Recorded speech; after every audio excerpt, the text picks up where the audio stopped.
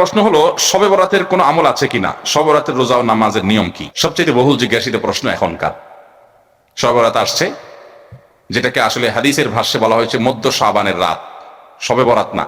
এটার হাদিসের ভাষ্যের নাম কি? মধ্য শাবানের রাত। এই মধ্য শাবানের রাত বা মধ্য শাবানের রজনী, এই রাতে যেটাকে আমরা শবে বরাত বলি, এই রাতে নামাজের নিয়ম কয় রাকাত পড়তে হবে, কোন রাকাতে কোন সূরা কতবার পড়তে হবে, এটা বহুল জিজ্ঞাসিত একটা প্রশ্ন। এবং এ ব্যাপারে আমরা অনেকে জানি যে শবে বরাতের রাকা নামাজে এত রাকাত পড়তে হবে, সেখানে সূরা কুল হুয়াল্লাহ, ইখলাস এতবার পড়তে হবে, ইত্যাদি ইত্যাদি। লাইলাতুল কদর ছাড়া অন্য যে সমস্ত রাতের ফজিলত আছে, এর মধ্যে 10টা রাতের কথা আল্লাহ তাআলা শপথ করেছেন, ওয়াল ফাজরি ওয়া লায়ালিন আশর। সেই 10টা রাত হলো জিলহজের প্রথম দশক। খবর নেই আমাদের দেশের মানুষের যে রাতগুলোর শপথ আল্লাহ কোরআনে করছেন, কত ফজিলতপূর্ণ। কিন্তু যাই হোক, মধ্য শাবান রজনীর কথা আমরা বেশি জানি শুধু না, সবচেয়ে বেশি আমরা এই রাতে ইবাদত বন্দেগীর চেষ্টা করি। তো সবচেয়ে বেশি চেষ্টা তো হওয়া উচিত হলো লাইলাতুল কদরে। এর পাশাপাশি যদি কেউ মধ্য শাবানের রাতে আল্লাহ তাআলার ক্ষমা লাভের চেষ্টা করে, সেটা দর্শনীয় না, সেটা জায়েজ। এই রাতের এতটুকু ফজিলত অবশ্যই প্রমাণিত যে আল্লাহ রাব্বুল আলামিন এই রাতে হিংসুক ছাড়া, মুশরিক ছাড়া বাকি মানুষগুলোকে সাধারণ ক্ষমা ঘোষণা করেন। অতএব এই রাতের একেবারে কোনোই ফজিলত নাই, ব্যাপারটা সেরকম না। বিভিন্ন হাদিসের আলোকে এইটুকু অন্তত সাব্যস্ত হয় যে আল্লাহ তাআলা হিংসুক এবং আপনার মুশরিক ছাড়া, মানুষের পিছিয়ে লাগে শত্রুতা, এই মানুষরা বাকি মানুষকে মাফ করে। তাহলে মধ্য শাবানের রাত বা যেটাকে শবে বরাত বলছি আমরা, এই রাতের মূল আমলই হলো, এটাকে কেন্দ্র করে মূল আমলই হলো নিজেকে শিরক এবং হিংসা থেকে পরিচ্ছন্ন করা, সাধারণ ক্ষমার উপযুক্ত করা। এটা হলো মূল আমল, বাস। এর বাইরে আপনি ক্ষমা লাভের জন্য যদি চেষ্টা করেন, সেটা কোনো দর্শনীয় বিষয় নয়। তবে এই রাতকে কেন্দ্র করে বিশেষ ফরম্যাটে নামাজ, রাত জেগে, তারপর বিশেষ ফরম্যাটে ইবাদত, এই সূরা এতবার, এই নামাজ এত রাকাত, এরকম কোনো কথা কোরআন হাদিসে বর্ণিত হয়নি। এগুলো আমরা মনগড়া বানিয়ে নিয়েছি।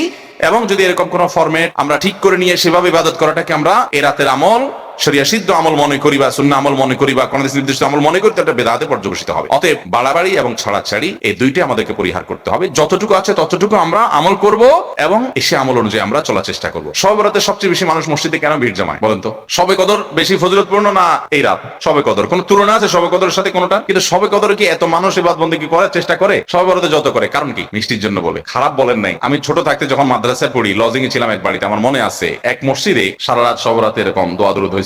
এবার শেষে মিষ্টি বিতরণ হচ্ছে, জিলাপি দিতে আর কি। তখন তো জিলাপি দেওয়া হচ্ছে, তো এক আল্লাহর বান্দা তার যে জিলাপি দিচ্ছে, সবাই দুইটা দুইটা করে দিচ্ছে, ভুলে তার একটা পড়ছে আর কি। পরে সেই জিলাপিটা নিয়ে এসে বাইরে ওই মুয়াজ্জিন বেচারা 14 গোষ্ঠী গালিগালাজ করতে করতে বলতেছে যে সারা রাত বেটা সবচেয়ে বেশি কাঁদলাম আমি, আর দিছে আমার একটা। আল্লাহর কাছে এই নসিব চাই এই একটা জিলাপি নিয়ে পাইলাম। সে কাঁদতে কাঁদতে মুয়াজ্জিনকে গালিগালাজ করতে করতে যাচ্ছে। আমার ছোটবেলার ঘটনা। যাই হোক, তো মিষ্টির জন্য যায় না, এটা পুরোপুরি সঠিক না। এত অভাব পড়ে না যে সারা রাত মানুষ মসজিদে পড়ে থাকবে একটু মিষ্টি দিতে প্যাকেটের জন্য। আমার মনে হয় না। আমার যেটা মনে হয়, সবচেয়ে বেশি মানুষ এই রাতে ইবাদতবন্দির চেষ্টা করে, কারণ মানুষ মনে করে এ রাতে ভাগ্য নির্ধারণ হয়। অতএব এক রাতে ইবাদতবন্দি করে যদি সারা বছরেরটা ফাইনাল করে ফেলতে পারি, মন্দ কি? এই হলো মূল কাহিনী। আল্লাহ তাআলা আমাদেরকে বিশুদ্ধ পদ্ধতিতে ইবাদতবন্দি করার তৌফিক দান করুন। তাহলে ভাইরা আমার, মধ্য শাবানের রজনীতে আমরা আল্লাহ তাআলার কাছে ক্ষমার উপযুক্ত হওয়ার জন্য, হিংসা শিরক থেকে মুক্ত হওয়ার চেষ্টা করব। ক্ষমা পাওয়ার জন্য প্রচেষ্টা আমাদের থাকবে। কিন্তু ওই যে বেদাতি পন্থায় বিশেষ ফরমে ঠিক করে ইবাদত, নামাজ, হালুয়া রুটি খায় মানুষ। হালুয়া রুটি কেন খায়? কেন খায় হালুয়া রুটি ভাই? সারা দেশে অনেক জায়গায় এখনো এটা হালুয়া রুটি ওই দিন বানাবে মানুষ। হালুয়া রুটিটা কেন হয় বলেন তো? বলে যে নবী সাল্লাল্লাহু আলাইহি ওয়াসাল্লাম উহুদের যুদ্ধে তার দন্দান মোবারক শহীদ হয়েছে, এই জন্য উনি শক্ত খানা খাইতে পারতেন না, হালুয়া খাইতেন। এই জন্য আমরা হালুয়া খাই। আরে ভাই, নবী সাল্লাল্লাহু আলাইহি ওয়াসাল্লামের দাঁত ভাঙছে প্রথম কথা, ওটা শাবান মাসে ঘটেই না, ওটা পড়ছে আরেক মাসে। আপনি এটা এই মাসে আনলেন কোত্থেকে?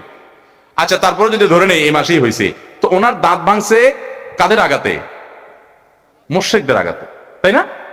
আল্লাহর দুশমনদের আঘাতে। তো কাফেরদের আঘাতে, দাঁত ভাঙাতে উনি হালুয়া খাইছে বলতেছেন, যদি এটার কোনো ভিত্তি নেই, বোগাস কথা।